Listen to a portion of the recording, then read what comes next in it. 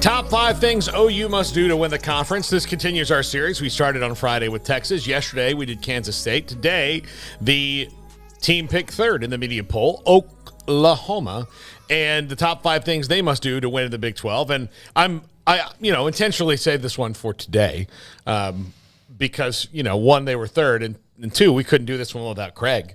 In here commenting. That was sweet. And see, well, look, if I'm wrong on this, I'll completely, take Craig because he knows the program way better than I do. I thought it was your top 5, though. You've made that clear. We don't have opinions. Yeah, no, but I mean, look, today I'm making an exception because, again, I'm opening up to maybe I don't know everything. Number 5, let Dillon Gabriel loose again. Last year, the offense was humming when he was free to do his thing. I don't see that changing, but continue to grow that. Find ways to protect him maybe a little bit better, but also just let him loose, let him swing because, man, I was going through, picking out highlights for all the different schools for our opens and everything, and Dillon Gabriel, you can fall into a YouTube hole of 2 years or 3 years of him playing, and he's just fun to watch, and he changes the whole dynamic of the offense. I don't know if he does get hurt, if Jackson Arnold comes in, if he's that ready. But again, this is a guy who you can certainly win a conference title with Dillon Gabriel under center or in the shotgun, so to speak. Yeah, I would love to have seen what he would look like with a full year under his belt, but, gets hurt in the Texas the whole Texas thing, it's almost like a memory you want to black out, the fact that he wasn't able to go, and you had to watch Davis Bevel just suffer for 2 hours. So this time, if that happens, Jackson Arnold. This time, if that happens, Jackson Arnold will be a good insurance policy to have, and I feel better about that. But maybe that also allows you to just let it rip, and that's what they need to do. It's his last year. He's got a hell of a lot of talent. Seems to be a good leader. Seems to make things happen. So yeah, let her rip, and let it come to you as the rest of it may. But hopefully he can stay healthy because I do think if he can, then he's got all the ability and intangibles and all those things, and the coaching and the offense around him to have a monster year and possibly go win the Big 12. I think that he's as much a part of the reason why people expect a bounce back as really anything else. I mean. The defense should be better under Venables. Well, yeah, it should be, but that's not a given, and that's been a struggle for that program for a while now. Now, it should be a lot better, but I think one thing you can count on is Dillon Gabriel is going to be a good quarterback for you. He can be a dual-threat guy for you, too. Sneaky. I remember there was a run against Nebraska. I think he just kept going and going, or somebody, and you want to see him be able to do that, and yet – obviously, the damned if you do, damned if you don't, keep him healthy. Now, part of that's on him, though. He's got a little bit of that, I can knock this guy over. Right, he's not, you don't need to do that. No. You've already gotten 17. Be smart, step out of bounds, slide. You've got the first down, live to fight another day. Number 4, establish chemistry early on. This is a huge roster flip over the last 2 years. If you want to win the Big 12 and don't get behind the 8 ball because, if you get 2 losses early on in conference, then you'll be probably fighting back the whole time.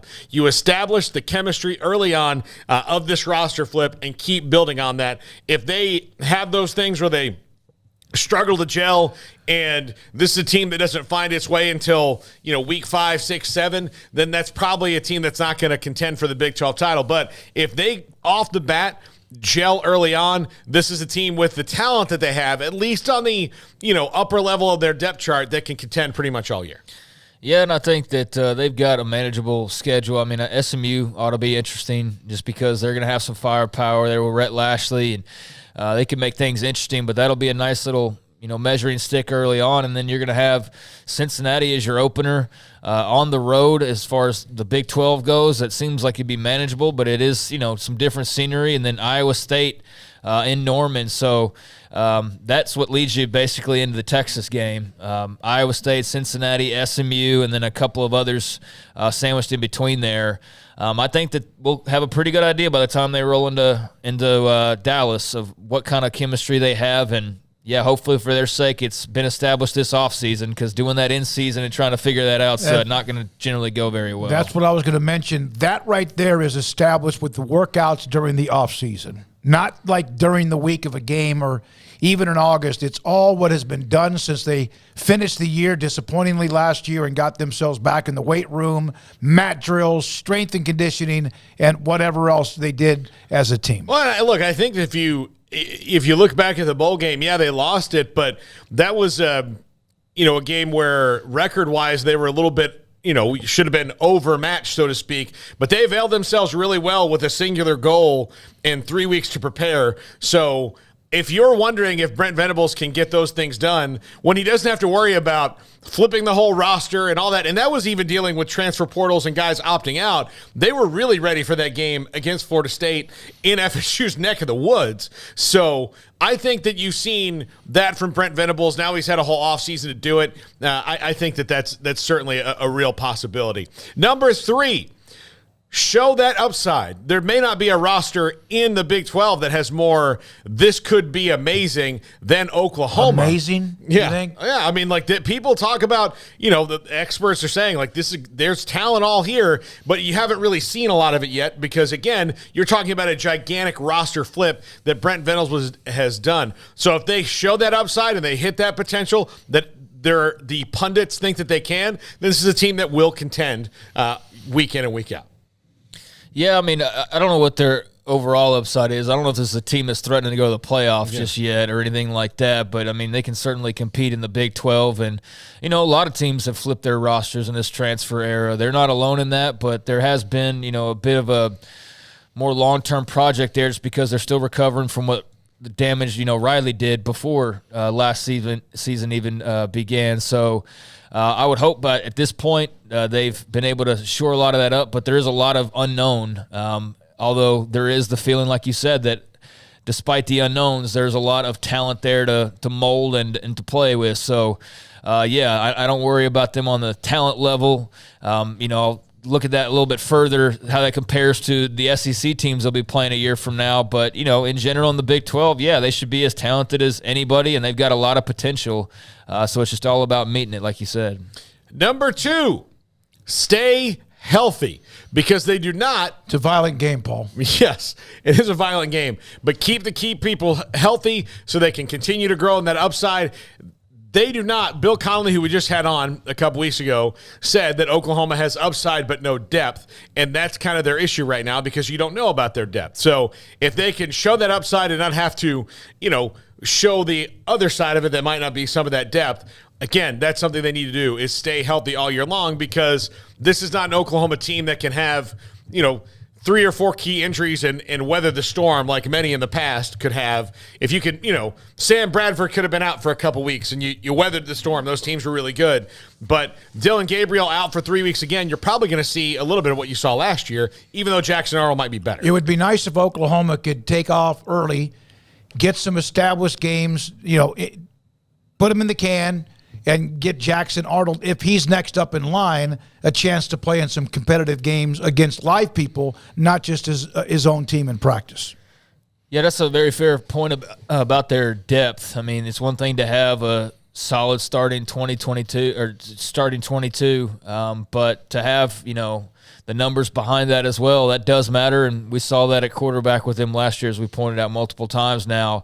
You feel much better at QB, but about the rest of it, I don't know. There's some spots like running back should be okay, but there's a few others that if something were to go sideways or a player gets hurt, then they might be in a little bit of trouble. So, I mean, I think you could say this for every team. Staying healthy is one of the biggest factors in those who have a pretty good run and those who don't. Certainly that affected their run last year, and if they can avoid that, that would go a long way because the starting talent is pretty good. Okay. Okay. Well, go ahead and tell me one first. I think number 1 is pretty obvious. Tackle somebody. There you go. Tackle somebody. I mean, that's what Brent Venables is supposed to do, yes. Right? Yes. Tackle somebody. Be better on defense. Get in their way. That was, but, everybody expected Brent Venables to come in and, immediately, shoot adrenaline into the defense, but the defense wasn't great before, and they lost guys. So he's trying to rebuild a defense and rebuild a scheme that's very different than what Alex Grinch is doing. So we'll see Brent Venables, progress on defense pretty early on, I'm sure. But again, if they want to win the Big 12, they're going to have to tackle somebody. Yeah, I mean, they sucked on defense last year, bottom line, and that's not what you expected with a defensive coach, but that does happen sometimes, especially when, he's also having to handle other duties as well. This is, I think, what everybody's most looking forward to seeing, or scared to see probably in some cases for some OU fans, is just how well they're able to tackle, wrap up, just do basic defensive things at a relatively high level. You do that and you shore up a lot of the problems from last year, because it was a lot of just sloppy tackling, weakness, and whatever else you want to attribute it to. But I would be gobsmacked if the defense isn't significantly better. I don't think they're going to be Clemson at its height just yet. But, I mean, just being able to do basic things well and be able to, have an idea of what you're actually doing out there as a unit, I think we'll see a big stride forward for them. And that should, like Gabriel's health, I mean, just having those things should be huge upgrades to build off of what we saw just a year ago that worked well. All right, Paul, there you go.